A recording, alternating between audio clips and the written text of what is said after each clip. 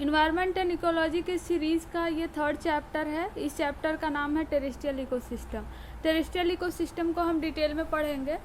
तो terrestrial ecosystem में हम देखें तो बस टेरेस्ट्रियल इकोसिस्टम का नाम लेते ही दिमाग में आता है फॉरेस्ट इकोसिस्टम, ठीक है। तो ऐसा नहीं है कि टेरेस्ट्रियल इकोसिस्टम में बस फॉरेस्ट इकोसिस्टम होता है। टेरेस्ट्रियल अर्थ क्रस्ट पर रहने वाले जितने भी इकोसिस्टम मिलते हैं उनको टेरेस्ट्रियल इकोसिस्टम बोलते हैं। तो क्या क्या मिलेगा, एक तो टुंड्रा टैगा वाला जो रीजन होगा वो भी टेरेस्ट्रियल इकोसिस्टम में ही आएगा। दूसरा फॉरेस्ट इकोसिस्टम आता है, और थर्ड जो होगा जो डेजर्ट इकोसिस्टम है, ठीक है। डेजर्ट भी तो अर्थ क्रस्ट पे ही है। डेजर्ट इकोसिस्टम भी टेरेस्ट्रियल इकोसिस्टम में आता है। और भी कुछ जो इकोसिस्टम होंगे उसको हम डिटेल में देखेंगे। तो स्टार्ट करते हैं हमारे फर्स्ट इकोसिस्टम से, टुंड्रा इकोसिस्टम, ठीक है। टुंड्रा इकोसिस्टम को बैरन लैंड भी बोलते हैं। तो बैरन लैंड बोलने का इसका बहुत सारे रीजंस है। एक तो मेन रीज़न है कि यहाँ पे जो कंडीशन है बहुत ही हार्श, बहुत ही सीवियर कंडीशन होता है, जहाँ पे ऑर्गेनिज्म को सर्वाइव करना ये लगभग एक डिफ़िकल्ट काम है, ठीक है। तो टुंड्रा मिलते कहाँ पे है? टुंड्रा जो मिलता है वो एकदम नॉर्थ पोल पे मिलता है, जहाँ पे आइस कैप होता है। तो ये नॉर्थ में साउथ में दोनों जगह टुंड्रा मिलता है, लेकिन नॉर्थ में ज़्यादा मिलता है क्योंकि नॉर्थ में क्या है कि वहाँ पे सी नहीं है, वाटर नहीं है, इसकी वजह से वहाँ पे ज़्यादा स्पेस मिल जाता है टुंड्रा को, ठीक है। और वहीं साउथ में देखोगे तो साउथ में सी ज़्यादा होने की वजह से, वाटर ज़्यादा होने की वजह से जो यहाँ पे टुंड्रा बनता है वो बहुत छोटा आइस कैप बनता है। यहाँ पे आइस कैप बहुत छोटा होता है और नॉर्थ में जो है आइस कैप बहुत बड़ा होता है। इस वजह से मोस्टली कंसीडर जो है नॉर्थ वाले को ही टुंड्रा कंसीडर करते हैं। ऐसा नहीं है कि बस टुंड्रा यहीं पे मिलता है, यहीं पे कोल्ड कंडीशन है, यहीं पे ऐसी हार्श कंडीशन है। अब अगर माउंटेन रीजन पे, माउंटेन पे जाएं तो ऊंचाई के साथ, मतलब कि एल्टीट्यूड के साथ क्या होता है, एल्टीट्यूड के साथ कि ये टेम्परेचर डिक्रीज होता जाता है। टेम्परेचर डिक्रीज होगा तो यहाँ पे बर्फ़ जो है मिलना शुरू हो जाएगा, और ऐसे कंडीशंस पे जो ऑर्गेनिजम्स होते हैं उनका सर्वाइव करना बहुत डिफ़िकल्ट होता है। कुछ ऐसे ही ऑर्गेनिज्म यहाँ पे सर्वाइव कर सकते हैं जो इस कंडीशंस को जो है एडॉप्ट कर सकें, जो इस कंडीशंस में रह सकें, ठीक है। तो दो तरीके के टुंड्रा हो गए, एक तो हो गया आर्कटिक टुंड्रा, दूसरा क्या हो गया एल्पाइन टुंड्रा, ठीक है। एल्पाइन जो कि माउंटेन रेंज पे मिलता है, और आर्कटिक जो कि नॉर्थ पोल पे मिलता है। और अंटार्कटिक वाले रीजन में भी टुंड्रा मिलता है, लेकिन बहुत छोटा होता है, वो लगभग नेग्लिजिबल होता है, ठीक है। तो यहाँ कौन सा यहाँ पे अगर नॉर्थ पोल पे मिलेगा यहाँ पे टुंड्रा, तो कुछ कंट्री भी तो इसके पार्ट में आती हैं। तो कौन सी कंट्री मोस्टली आती है? एक तो कनाडा, अलास्का, यूरोपियन का जो रशिया जो है यूरोप और एशिया दोनों में आता है। तो जो यूरोपियन रशियन है वो आता है, साइबेरिया आता है, island of group of the Arctic ocean. तो ये कंट्री जो हैं ये आते हैं आर्कटिक वाले जोन में और टुंड्रा वाले जोन में। क्या होता है कि यहाँ पे सारे एनिमल्स और प्लांट तो एडॉप्ट कर नहीं पाएंगे। जो प्लांट फ्लोरा फाना जो एडॉप्ट करते हैं मोस्टली उसमें फ्लोरा क्या होते हैं, उसमें तो कॉटन होता है, grass, says, dwarf health, willows, bridge, तो लाइकेन, ये सारे कुछ प्लांट जो यहाँ पे एडॉप्ट कर पाते हैं। और कुछ ऐसे एनिमल एडॉप्ट कर पाते हैं, रिंडर्स मस्क, जिसके बॉडी पे बहुत ज़्यादा हेयर्स हो, मतलब कि जो बहुत ज़्यादा अपने आप को प्रोटेक्ट कर सके ऐसे चिली इन्वायरमेंट में, ठीक है। तो इनके जो बॉडी साइज होती है बहुत जो है कि वो बड़ी होती है, क्योंकि body size to mass ratio जो है वो जितना कम होगा वो उतना ही एनर्जी को प्रोटेक्ट कर सकेंगे। और इनकी जो टेल होता है, ईयर्स होते हैं, और ये जो एक्सटर्नल ऑर्गन्स होते हैं वो ऑर्गन्स बहुत छोटे छोटे होते हैं। ऑर्गन्स छोटे होने का क्या मेन रीज़न है कि जब ऑर्गन्स छोटे होंगे तो जो एक्सपोज्ड सरफेस एरिया होगा वो बहुत लो होगा, बहुत कम होगा। और एक्सपोज्ड सरफेस एरिया कम होगा तो जो वाटर का लॉस है, ठीक है, जो टेम्परेचर का लॉस है, ये सारे लॉस जो है वो बहुत कम होंगे इनके बॉडी से। इसलिए इस तरीके की इनकी बॉडी स्ट्रक्चर मिलते हैं। बॉडी बड़ी तो होती है, लेकिन जो एक्सटर्नल ऑर्गन्स होते हैं जैसे नोज़ हो गया, ईयर्स हो गए, ठीक है, हेयर्स, मतलब कि हेयर्स तो बड़े ही होते हैं, ये सारी चीज़ें बहुत इनकी छोटी होती हैं। नेक्स्ट आता है, हमने टुंड्रा के बारे में बात की, कुछ फीचर्स बात की और कैसे ऑर्गेनिजम्स वहाँ पे मिलते हैं ये हमने बात किया। नेक्स्ट जो आता है वो फॉरेस्ट इकोसिस्टम आता है। फॉरेस्ट इकोसिस्टम जो है कि एक तरीके की नहीं होते, मल्टीपल फॉरेस्ट इकोसिस्टम होता है। तो ये डिपेंड करता है कि सॉयल का नेचर क्या है, ठीक है, सॉयल की टोपोग्राफी मतलब क्या है और डिस्ट्रीब्यूटेड कैसे है, किस लोकेशन पे मिलता है, वहाँ पे रेनफॉल कितना होता है। तो ये सारे कंडीशंस जो हैं अप्लाई करके अगर देखें तो फॉरेस्ट इकोसिस्टम मल्टीपल टाइप्स के होते हैं, ठीक है। और फॉरेस्ट इकोसिस्टम में जो 3 मेजर हैं तो ऐसे बहुत, लेकिन जो 3 मेजर है तो conifer forest, temperate forest and tropical forest, ठीक है। तो कोनिफर, टेम्परेट और ट्रॉपिकल फॉरेस्ट के बारे में हम डिटेल में देखते हैं। ये देख सकते हो कोनिफर फॉरेस्ट है, तो कैसे कौन जैसे इनके लीफ वगैरह मिलते हैं, और ऐसे जगह पे ये मिलते हैं जहाँ पे जो आइस है, जो बर्फ़ है, वहाँ पे बर्फ़ ज़्यादा गिरती है। तो इसकी वजह से क्या होता है कि बर्फ़ अगर इन पे गिरेगी भी तो स्लाइड होकर नीचे गिर जाएगी। तो इसलिए इनका जो स्ट्रक्चर होता है वो कोन शेप्ड होता है, और इनका जो लीफ होता है वो नीडल लाइक होता है। नीडल लाइक होता है कि अगर लीफ कोई नीडल लाइक है और कोई मतलब कि ब्रॉड लीफ है, तो नीडल लाइक में क्या होता है कि वाटर को एवापोरेट करने की जो कैपेसिटी होती है वो कम होती है, ठीक है। नेक्स्ट जो आता है ट्रॉपिकल डेसिडुअस फॉरेस्ट, ये देख सकते हो कि इमेजेज इनके tropical rain forest, conifer forest और डेसिडुअस फॉरेस्ट का ये इमेजेस हैं। इसको हम डिटेल में इसके कुछ फीचर्स और एग्जांपल के बारे में पढ़ते हैं। तो पहले स्टार्ट करते हैं हमारे कोनिफर फॉरेस्ट से। कोनिफर फॉरेस्ट को ही बोरियल फॉरेस्ट भी बोलते हैं, ठीक है। ये कहाँ पे मिलता है? कोल्ड रीजन पे मिलता है। हमने बोला कि कोल्ड रीजन पे ये क्यों मिलता है, क्योंकि इस तरीके से कॉन्सेप्ट जो है कॉन्सेप्ट प्लांट होने की वजह से अगर इस पर आइस फॉल होता है तो आइस स्लाइड होकर नीचे गिर जाएगा। तो ठीक है, तो आइस जो लीफ है उनमें इनके क्रिस्टल्स नहीं जमा होंगे, तो इसलिए लीफ भी क्या होती है, नीडल शेप्ड होती है, कि ताकि वो क्रिस्टल लीफ में क्रिस्टल आइस क्रिस्टल जमा होने से बचा सके। तो इस तरीके से इसका एक तरीके का एडॉप्टेशन हम देख सकते हैं कि कोल्ड रीजन में रहने के लिए प्लांट अपने आप को किस तरीके से अडॉप्ट करते हैं। इसका एग्जाम्पल जो है स्प्रूस, फिर पाइन ट्रीज एक्सेट्रा इसके एग्जाम्पल है। वोल्फ, बियर, रेड फॉक्स, ये सारे कुछ स्क्वायरल वगैरह यहाँ पे जो मिलते हैं वो एनिमल स्पीसीज हैं। और यहाँ पे सॉयल जो होती है पोडोजोल सॉयल होती है, बहुत ही इंपॉर्टेंट है। हम देखेंगे कुछ जगह पोडोजोल सॉयल मिलती है और कहाँ कहाँ पे पोडोजोल कैसी सॉयल मिलती है, ठीक है। और यहाँ की जो सॉयल होती है वो एसिडिक इन नेचर होती है और मिनरल डेफिशिएंट होती है। क्यों मिनरल डेफिशिएंट होती है? क्योंकि देखो कुछ चीज़ें ऐसी होती है जिनको हम डिग्रेड होने से बचाना चाहते हैं तो आइस में रखते हैं, ठीक है, आइस ठंड में रखते हैं हम। तो अगर यहाँ पे खुद हमेशा 24 घंटे है ना, इवन 12 मंथ पूरा आइस है, तो वहाँ पे चीज़ें तो बहुत धीरे डिके होंगी, बहुत धीरे डिग्रेड होंगी। तो जो लीफ फॉल होगा, जो प्लांट होंगे, जो ऑर्गेनिज्म का डेड होगा, तो उनका भी तो डिकेइंग जो प्रोसेस होगा वो बहुत स्लो होगा। तो बहुत स्लो होने की वजह से यहाँ जो मिनरल्स होते हैं, प्रॉपर मिनरल की जो साइकिलिंग होती है वो बहुत ही स्लो होती है। Even millions of the years लग जाते हैं कि यहाँ पे जो मिनरल्स को साइकिलिंग करने में। तो इसलिए यहाँ पे मिनरल्स जो हैं सॉइल में वो बहुत ही कम मिलते हैं, और इसलिए इनकी प्रोडक्टिविटी भी बहुत कम होती है। जब मिनरल्स ही नहीं मिलेंगे, वाटर मिलेगा आइस के फॉर्म में, उससे बचने के लिए प्लांट अपने आप को अडॉप्ट करेंगे। तो ऐसे कंडीशन पे जो प्रोडक्टिविटी और स्टेबिलिटी होती है वो बहुत ही लो होती है। नेक्स्ट आते हैं हम टेम्परेट डेसिडुअस फॉरेस्ट। टेम्परेट में भी कई तरह के फॉरेस्ट होते हैं, एक तो डेसिडुअस, दूसरा एवरग्रीन फॉरेस्ट, ठीक है। एवरग्रीन हर जगह नहीं मिलता है, डेसिडुअस मोस्टली काफ़ी मिलता है। डेसिडुअस में क्या होता है कि एक सीज़न में, डेसिडुअस में क्या होता है कि एक सीज़न में प्लांट जो है अपने सारे लीफ को फॉल कर देता है, ठीक है, अपने सारे लीफ को फॉल कर देता है। और एक सीजन में क्या होता है कि स्प्रिंग सीजन में नए लीव्स आ जाते हैं, प्लांट एकदम न्यू दिखने लगता है।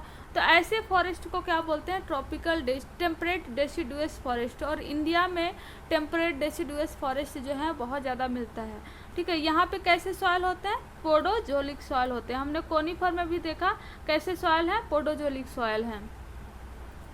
नेक्स्ट आता है temperate evergreen forest. Temperate evergreen forest अगर ट्रॉपिकल देखें तो यहाँ पे ट्रॉपिकल है इक्वेटर के पास, और इसके कुछ नॉर्थ और साउथ में जो है यहाँ पे टेम्परेट कंडीशन देखने के मिलेंगे। तो इस रीजन में जो भी कंट्री फॉल होती हैं वहाँ पे क्या होता है, टेम्परेट एवरग्रीन फॉरेस्ट या टेम्परेट डेसिडुअस फॉरेस्ट मिलते हैं, ठीक है। और मोस्टली देखें तो टेम्परेट, 1 सेकेंड फिर से ड्रॉ करती हूँ।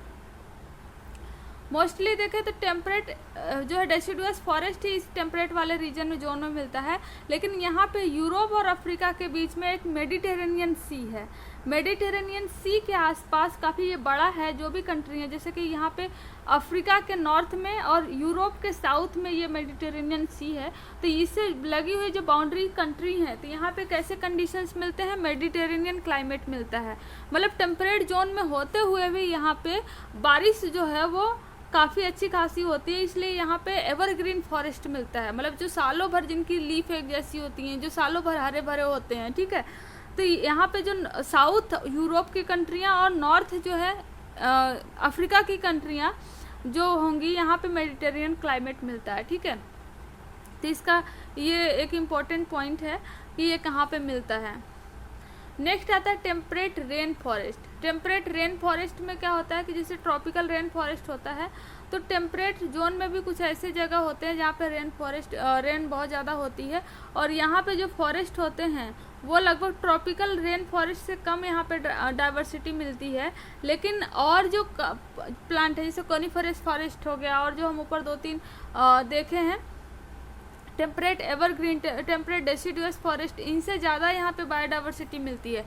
लेकिन ट्रॉपिकल रेन फॉरेस्ट से डाइवर्सिटी यहाँ पे कम मिलती है, ठीक है। तो ये इमेज जो है, ये इमेज ट्रॉपिकल रेन फॉरेस्ट का है। बेसिकली ये ट्रॉपिकल रेन फॉरेस्ट का है, जहाँ पे हर 24 घंटे जहाँ पे बारिश होती है, और मिड दोपहर तक आते आते जो है बारिश बहुत तेज़ हो जाती है। तो इसके कुछ जो है कि फीचर्स हैं। अगर इसके फीचर्स हम देखें, क्या होता है कि ये नियर द इक्वेटर मिलता है। हमने जैसे देखा कि ये इक्वेटर है, यहाँ पे ट्रॉपिकल रेन फॉरेस्ट मिलते हैं, और यहाँ पे टेम्परेट जोन आ जाता है। टेम्परेट जोन में कई तरीके के मिलते हैं। टेम्परेट जोन में टेम्परेट एवरग्रीन मिलता है, टेम्परेट डेसिडुअस मिलता है, टेम्परेट रेनफॉल मिलता है। जबकि ट्रॉपिकल जोन में क्या होता है, बस ट्रॉपिकल रेन फॉरेस्ट ही मिलता है, ठीक है। तो tropical rain forest are among the most diverse and the rich community on the earth. Earth पे सबसे ज़्यादा डाइवर्स और रिच कम्युनिटी जो है वो ट्रॉपिकल रेन फॉरेस्ट में ही मिलती है। यहाँ पे जो रेन होता है वो मोर देन 200 सेंटीमीटर रेनफॉल यहाँ पे होता है, ठीक है। और लगभग थ्रू आउट ईयर जो है इक्वली बारिश होती है यहाँ पे। और फ्लोरा जो है हाईली डाइवर्सिफाइड होते हैं, बहुत ज़्यादा डाइवर्सिफाइड फ्लोरा मिलते हैं। और यहाँ के फॉरेस्ट देखोगे तो बहुत ही ज़्यादा डेंस होते हैं। डेंस मतलब कि कुछ बड़े बड़े फॉरेस्ट होंगे, ठीक है, बड़े बड़े फॉरेस्ट होंगे जो वो कैनोपी बनाते हैं, और इनके थ्रू कुछ एपीफाइट जैसे प्लांट जो है इनके हेल्प से ऊपर चढ़ते हैं, और इनके नीचे कुछ श्रब्स मिलते हैं। और एकदम जो ग्राउंड लेवल पे होते हैं वहाँ पे ना तो लाइट पहुँच पाती है, क्योंकि ये कैनोपी बनाते हैं जब, तो एयर और लाइट और जो रेनफॉल होता है सब कुछ यहाँ ऊपर ही रोक देते हैं। तो यहाँ पहुँचने में काफ़ी टाइम लगता है, या कभी कभी मिलता ही नहीं इनको लाइट। तो ऐसे प्लांट वगैरह उगते हैं जो काफ़ी लो लाइट में भी सर्वाइव कर सके, या एकदम ग्राउंड लेवल पे जो है छोटे प्लांट नहीं होते, इसलिए यहाँ पे ग्रासेस कम देखने को मिलते हैं, और बड़े बड़े ट्रीज एपीफाइट्स जो हैं श्रब्स ज़्यादा देखने को मिलेंगे। यहाँ के हमने देखा कि जो एपीफाइट, लाइनस, क्रीपर्स, वाइन्स, ये सारे मोस्टली यहाँ पे डोमिनेटेड फ्लोरा मिलते हैं, ठीक है। और फौना भी यहाँ पे बहुत ज़्यादा डाइवर्सिफाइड होते हैं। यहाँ पे जो सॉयल होता है, soil of the tropical rain forest are the red latosols. यहाँ पे अभी तक हमने क्या देखा था, पोडोजोल्स, यहाँ पे क्या होते हैं, लैटोसोल्स, ठीक है। और रेड सैंडस्टोन जैसे रेड मिट्टी यहाँ पे मिलती है, ठीक है। तो ये कुछ फीचर्स हैं। ये ट्रॉपिकल रेन फॉरेस्ट अगर हम देखें तो किस तरीके से डेंसली जो है आप देख सकते हो ट्रॉपिकल रेन फॉरेस्ट का इमेज है। फिर आता है tropical seasonal forest. Tropical rain forest हम जो देखे हैं, तो इसी में ट्रॉपिकल वाले रीजन में कुछ ऐसे भी जगह होते हैं, ट्रॉपिकल वाले रीजन में कुछ ऐसे ही जगह मिलते हैं जहाँ सीजन में बरसात होती है, और एकदम जो ट्रॉपिकल रेन फॉरेस्ट है उसके जैसे यहाँ पे डाइवर्सिटी उस सीजन में दिखाई देती है, इसलिए इसको ट्रॉपिकल सीजनल फॉरेस्ट बोलते हैं, जो कि काफ़ी इम्पोर्टेंट नहीं है। ये मिलता कहाँ पे है, साउथ ईस्ट एशिया में, जो थाईलैंड वाला जो रीजन है, Thailand, Vietnam, Laos, Philippines, Malaysia, ठीक है, वहाँ पे मिलती है। साउथ अमेरिका में मिलती है, नॉर्थ ऑस्ट्रेलिया में मिलती है, वेस्टर्न अफ्रीका में, ट्रॉपिकल आइलैंड पे, Pacific as well as the south India में भी ये कुछ कहीं जगह पे ट्रॉपिकल सीजनल फॉरेस्ट मिलते हैं, ठीक है। फिर आता है ट्रॉपिकल सब ट्रॉपिकल रेन फॉरेस्ट। ट्रॉपिकल वाला जो जोन होता है, ठीक है, तो ट्रॉपिकल वाले जोन के थोड़े से नॉर्थ, थोड़े से साउथ में सब ट्रॉपिकल आता है, फिर टेम्परेट आता है। तो ऐसे भी जोन में रेन फॉरेस्ट मिलते हैं, ऐसे भी जोन में रेन फॉरेस्ट मिलते हैं, जो कि काफ़ी इंपॉर्टेंट नहीं है, एग्जाम में यहाँ से पूछा भी नहीं जाता है। नेक्स्ट टॉपिक आता है इंडियन फॉरेस्ट टाइप्स। इंडिया में फॉरेस्ट के कितने टाइप्स हैं। तो इंडिया में फॉरेस्ट के जो क्लासिफिकेशन है वो champagne and Seth classification based model पे डिवाइड किया गया है इसको। तो यहाँ पे 16 टाइप के फॉरेस्ट जो पाए जाते हैं, वो कौन कौन से, इनके हम बस नाम देख लेते हैं। अगर नाम ही याद रहे तो एग्जाम में अगर मेंस में लिखने को आ गया तो काफ़ी मार्क्स, अगर सारे नाम मेंशन कर देते हैं तो काफ़ी मार्क्स यहाँ से मिलेंगे। पहले tropical wet evergreen forest, tropical semi evergreen forest, tropical moist deciduous forest, littoral and swamps, tropical dry deciduous forest, tropical thorn forest, tropical dry evergreen forest, sub tropical broadleaf forest, sub tropical pine forest, sub tropical dry evergreen forest, और फिर mountain wet evergreen forest, Himalayan moist temperate forest, Himalayan dry temperate forest, sub alpine forest, moist alpine shrub and dry alpine shrub. तो ये total 16 type के forest हैं जो कि India में champagne and method set method से classify किया गया हुआ है।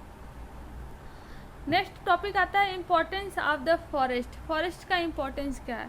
देखो, फॉरेस्ट का इम्पोर्टेंस आज से नहीं है, जब से ह्यूमन का एवोल्यूशन स्टार्ट हुआ इनिशियली से शुरू से ही ये फॉरेस्ट को यूटिलाइज करना स्टार्ट कर दिए।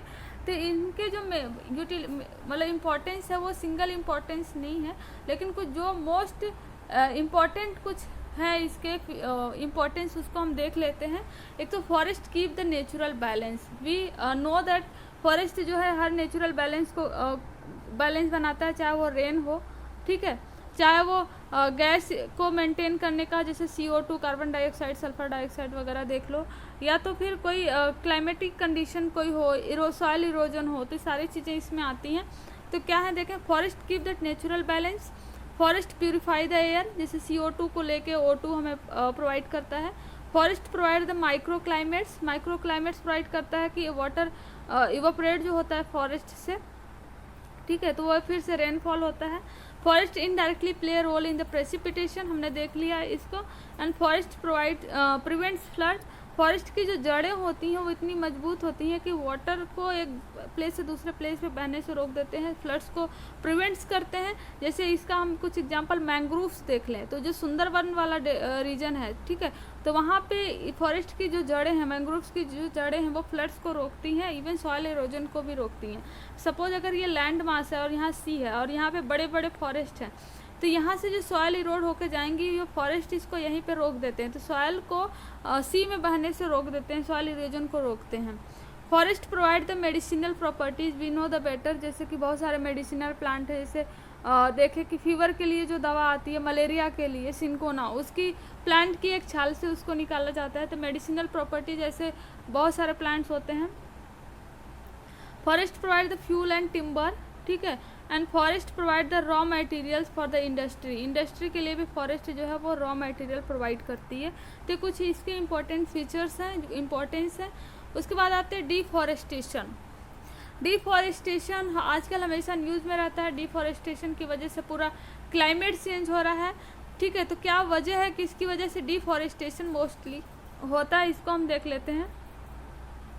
एक तो है शिफ्टिंग कल्टीवेशन हमारे जो नॉर्थ ईस्ट वाले जो 7 स्टेट हैं उसमें ज़्यादा देखने को मिलता है, और बहुत सारे कंट्री में शिफ्टिंग कल्टीवेशन देखने को मिलती हैं। इसमें क्या होता है कि कोई लैंड, सपोज कोई फॉरेस्ट है, तो इसको कट करके इस लैंड को क्लियर कर लेंगे और कुछ दिन यहाँ पे एग्रीकल्चर करेंगे और फिर इस लैंड को छोड़ के दूसरी जगह चले जाएंगे, फिर दूसरे फॉरेस्ट को क्लियर करेंगे। तो इस तरीके से क्या होता है कि फॉरेस्ट जो है वनों की कटाई हो रही है, ठीक है, डिफॉरेस्टेशन हो रहा है। तो एक तो शिफ्टिंग कल्टीवेशन का रोल है। दूसरा है डेवलपमेंट प्रोजेक्ट में क्या होता है कि लोग खासकर जो माइनिंग वगैरह देखने को मिलेगा वो फॉरेस्ट वाले एरिया में ही ज़्यादा देखने को मिलते हैं। तो लोग आते हैं अब माइनिंग करने के लिए पूरे फॉरेस्ट की सफाई कर देते हैं, और ऐसे में डिफॉरेस्टेशन हो जाता है और वो माइनिंग करते हैं अपना। फिर आता है फ्यूल रिक्वायरमेंट की वजह से ही खासकर विलेजेस वगैरह में आज भी फ्यूल्स जो है डिपेंडेंट है वो लकड़ियों वगैरह पे, तो फॉरेस्ट की ऐसे कटाई हो रही है। दूसरे रॉ मटेरियल में देख लो, कोई मेडिसिनल प्लांट हो गया, या रॉ मटेरियल में जो कि कॉपी बुक्स वगैरह जो बनाए जाते हैं प्लांट्स को लेके, उसको न्यूज़पेपर्स वगैरह में, ठीक है, इसमें जो है रॉ मटेरियल्स के यूज़ के लिए इसको वनों की कटाई हो रही है घरों को बनाने के लिए। अदर कॉजेज भी हैं जैसे कि ग्रेजिंग हो गया, अर्बनाइजेशन हो गया, माइनिंग हो गई, flood, fire, paste, disease, defence, communication activity जो होती है, इसकी वजह से भी डिफॉरेस्टेशन काफ़ी ज़्यादा हो रहा है। और ये जो फीचर्स हैं कि क्यों डिफॉरेस्टेशन हो रहा है, ये काफ़ी बहुत ज़्यादा इंपॉर्टेंट है। ये प्रीलिम्स में भी पूछता है, मेंस में भी पूछता है, बहुत ही ये इजी सवाल है क्योंकि हर कोई इस चीज़ को अपने इन्वायरमेंट अपने आसपास में इसको देख रहा है, ठीक है। नेक्स्ट आता है ग्रासलैंड इकोसिस्टम। ग्रासलैंड इकोसिस्टम में जो रेनफॉल होता है वो 25 से 75 सेंटीमीटर 25 to 75 सेंटीमीटर रेनफॉल होता है। और इस रेनफॉल की वजह से इतना कम रेनफॉल होता है कि यहाँ पे ना तो ट्री उग सकते हैं और ना ही इतना ज़्यादा कम होता है कि ये डेजर्ट इकोसिस्टम बन सके, ठीक है। तो इसलिए यहाँ पे छोटे छोटे ग्रासेस उगते हैं। और मोस्टली इंडिया में देखें तो हाई हिमालय वाला जो रीजन है वहाँ पे ग्रासलैंड देखने को मिलता है। और इंडिया में जो ग्रासलैंड होती हैं वो दो तरीके, एक सवाना, दूसरा स्टेपी, मतलब अदर देन हिमालय। सवाना में क्या होता है कि ग्रासेस तो हैं लेकिन बीच बीच में आपको बड़े बड़े ट्रीज भी देखने को मिलेगा, इसलिए यहाँ पे सवाना इसको बोलते हैं।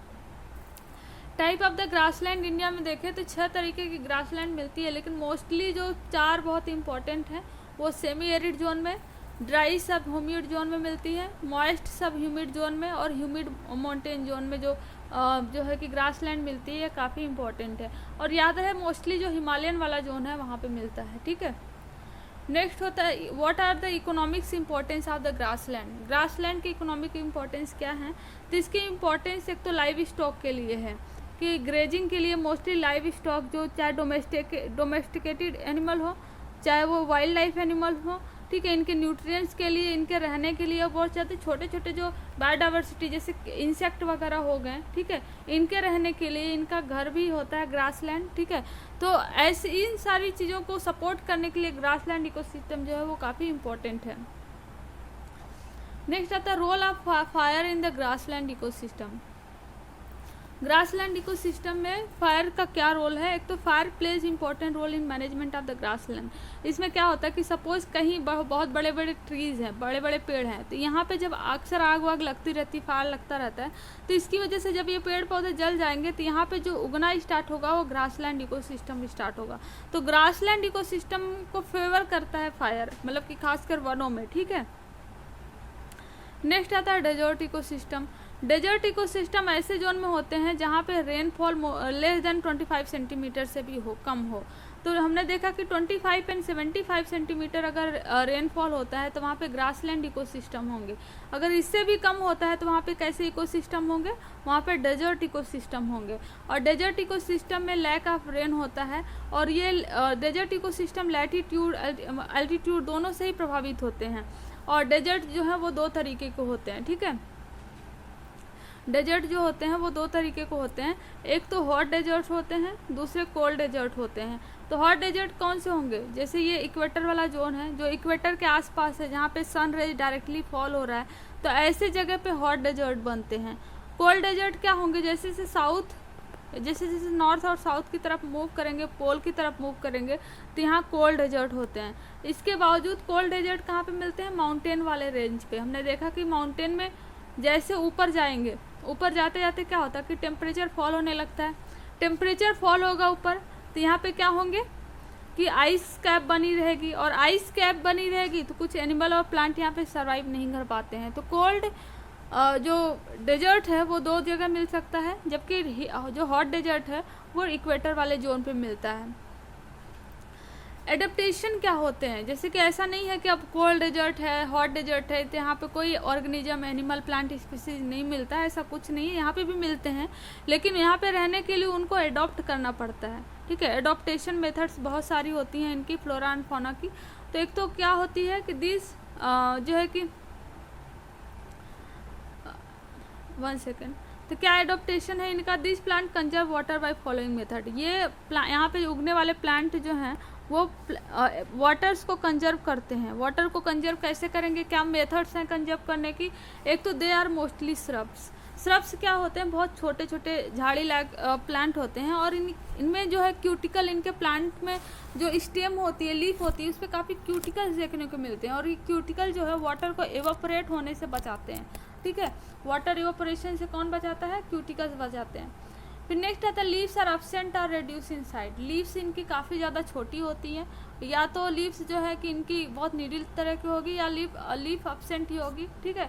तो इसकी वजह से, लीफ एब्सेंट होने की वजह से क्या होता है जो स्टोमेटा के थ्रू जो वाटर लॉस होता है वो कंजर्व हो जाता है, वो नहीं हो पाता है, ठीक है।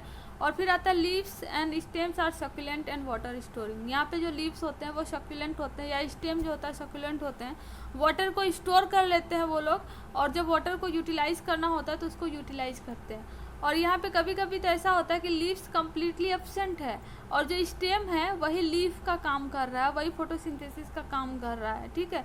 तो root system is well developed and spread over the large area. इनके जो रूट सिस्टम होते हैं वो बहुत ज़्यादा डेवलप होते हैं ताकि वो दूर दूर जाके वाटर की जहाँ भी थोड़ी भी अमाउंट मिलता है कैपिलरी के थ्रू वाटर को शक करते हैं और जो है कि वाटर प्रोवाइड करते हैं प्लांट्स को फॉर द फोटोसिंथेसिस।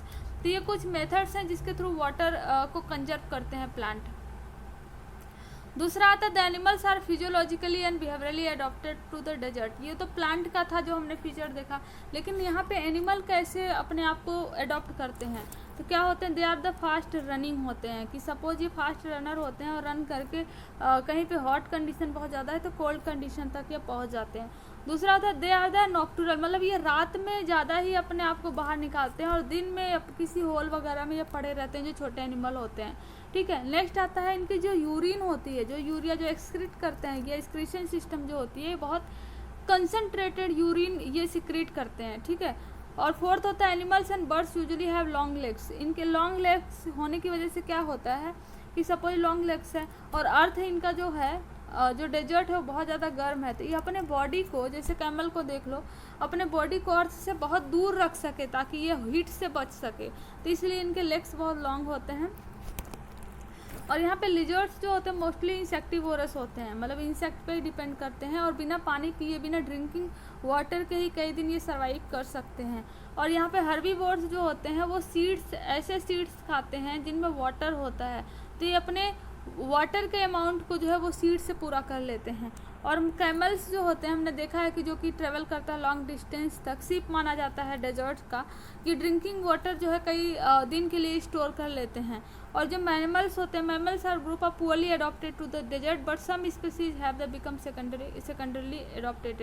लेकिन यहाँ पे मैमल्स जो होते हैं वो रियली जो है कम यहाँ पे अडॉप्टेड होते हैं। इंडिया में डेजर्ट देखें तो हमने देखा कि दो तरीके के डेजर्ट होते हैं, एक तो हॉट एंड दूसरा कोल्ड डेजर्ट। तो हॉट डेजर्ट जो इंडिया में मिलता है वो थार वाले राजस्थान वाले रीजन में देखने को मिलेगा, और कोल्ड डेजर्ट जो है वो या तो नॉर्थ एंड साउथ पोल की तरफ जाओ या तो फिर माउंटेन पे जाओ, जो है एल्टीट्यूड हाई एल्टीट्यूड पे जाओ तो वहाँ पे डेजर्ट्स देखने को मिलेंगे।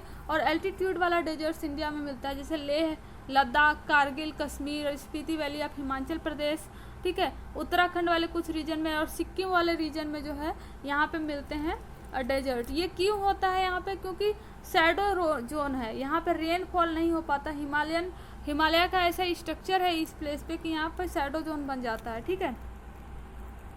नेक्स्ट आता है डेजर्टिफिकेशन। डेजर्टिफिकेशन क्या होता है, it is the destruction of the biological potential of the land which can ultimately lead to the desert like condition, ठीक है। तो जो भी बायोलॉजिकल जो अर्थ क्रस्ट का जो भी पोटेंशियल होता है जिसके थ्रू वो किसी भी ऑर्गेनिज्म प्लांट को ग्रो करा सकते हैं, अगर वो पोटेंशियल उनका लॉस्ट हो जाए तो वो डेजर्ट में कन्वर्ट हो जाता है। तो इस चीज़ को रोकने के लिए UNCCD यूनाइटेड नेशन का कॉन्फ्रेंस हुआ था, united nation convention to the combat desertification, और उसके थ्रू डेजर्टिफिकेशन को हर कंट्री में कैसे रोका जाए ये बना हुआ था। और 2001 में फिर जाके इंडिया ने एक नेशनल एक्शन प्रोग्राम जो है लॉन्च किया डेजर्ट को कॉम्बैट करने के लिए। तो इस एक्शन प्लान में कौन कौन से प्लान है उसको देखते हैं। तो इसमें जो पहला प्लान है integrated watershed management programme, मतलब कि ऐसे एरिया जहाँ पे वाटर शेड है, जहाँ पे शैडो जोन है, वहाँ पे वाटर प्रोवाइड किया जाए, चाहे रिवर लिंकिंग से प्रोजेक्ट से चाहे किसी से भी, ठीक है। नेक्स्ट आता है national afforestation programme. National afforestation programme चला गया कि प्लांट्स को मोस्टली लगाया जाए और प्लांट को कट करने को रोका जाए। थर्ड है national mission for the green India, ठीक है, ग्रीन इंडिया में प्लांट को लगाने के लिए बात किया गया। फिर है Mahatma Gandhi national rural employment guarantee scheme, ठीक है, soil conservation in the catchment of the river valley project and the flood prone river. फिर आता है national watershed development project for the rain fed area. फिर desert development programme, fodder and the feed development scheme, component of the grassland development including the grass, rivers command area development and wet water management programme. तो ये सारे programmes जो चलाए गए under the UNCCD, united nation convention on the combat desertification के अंदर। फिर 2001 में इंडिया ने अपना एक नेशनल प्रोग्राम बनाया कि कैसे जाकर डेजर्टिफिकेशन जो इंडिया में हो रहा है उसको रोका जाए, और उसके लिए ये सारे इतने मिशन चलाए। ये चैप्टर 3 था। चैप्टर 3 ख़त्म हो गया हमारा, और चैप्टर 4 हम लेके आएंगे जो कि वाटर इकोसिस्टम के ऊपर है।